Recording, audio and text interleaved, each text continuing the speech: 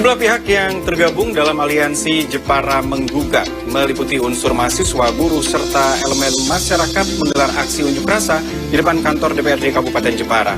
Ratusan demonstran menggeruduk secara tegas menolak kenaikan pajak pertambahan nilai atau PPN sebesar 12%. Aksi unjuk rasa tersebut berlangsung pada Senin kemarin di depan kantor DPRD Kabupaten Jepara pada pukul 10 pagi. Ratusan demonstran menggeruduk serta secara tegas menolak kenaikan pajak pertambahan nilai atau PPN sebesar 12%. Meskipun cuaca tengah kurang bersahabat, akan tetapi peserta tampak bersemangat, perempuan tampak berdiri di deretan depan dan membentengi barisan. Jalannya aksi diwarnai dengan orasi, pembacaan puisi, maupun pantomim oleh para peserta. Para pengunjuk rasa juga membentangkan spanduk-spanduk bertuliskan sejumlah narasi terkait penolakan PPN 12%. Ketua DPC GMNI Kabupaten Jepara Muhammad Gofarudin Zakaria menyampaikan aksi tersebut dilakukan sebagai sikap terhadap pemerintah karena telah mengumumkan kenaikan PPN 12% mulai Januari 2025.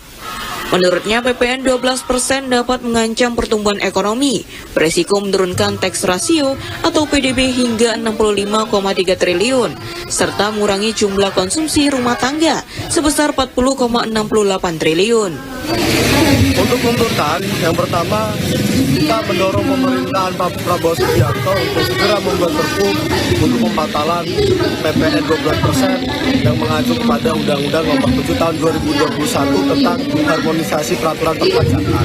Yang pertama. Yang kedua, mereview kembali undang-undang tersebut dan mengoptimalkan sektoral-sektoral yang lain yang bisa untuk menstabilkan ekonomi negara. Karena dirasa pemerintah dalam menaikkan PPN ini berasumsi bahwasanya untuk menaikkan anggaran pendapatan APBN untuk menunjang program-program pemerintahan yang akan dilaksanakan oleh Prabowo Subianto. Dan secara historisnya, sebenarnya undang-undang tersebut dibuat di tahun 2021 di era pemerintahan Joko Widodo. Pada saat itu pemerintah menekan DPR RI untuk segera mengeluarkan undang-undang HPP yang berkaitan dengan perpajakan untuk menaikkan anggaran APBN.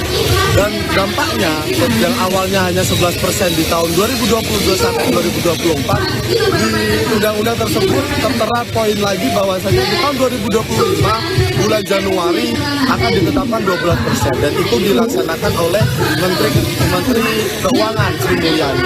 Bahwasannya sebenarnya PPN 12% itu bisa tidak dilaksanakan, tapi kita tidak tahu pemerintah ini sedang apa untuk menaikkan PPN 12%. Sementara ada sisi lain yang bisa dioptimalkan ya, seperti betul. Ada sisi lain yang bisa dioptimalkan, seperti PPh, pajak aset kekayaan, pajak dari pertambangan, dan dari sektor-sektoral yang lain untuk meningkatkan APBN negara. Karena disinyalir kenapa ketika menaikkan 12% ini untuk menunjang program-program dan membayar bunga hutang negara yang akan dilaksanakan di pemerintahan Prabowo Subianto. Dari bunga hutang sendiri ada sekitar 500 T dan itu akan dibayarkan di Januari nanti. Dan ada program-program populis seperti makan siang gratis dan ada pembangunan IKN yang masih membutuhkan anggaran begitu besar.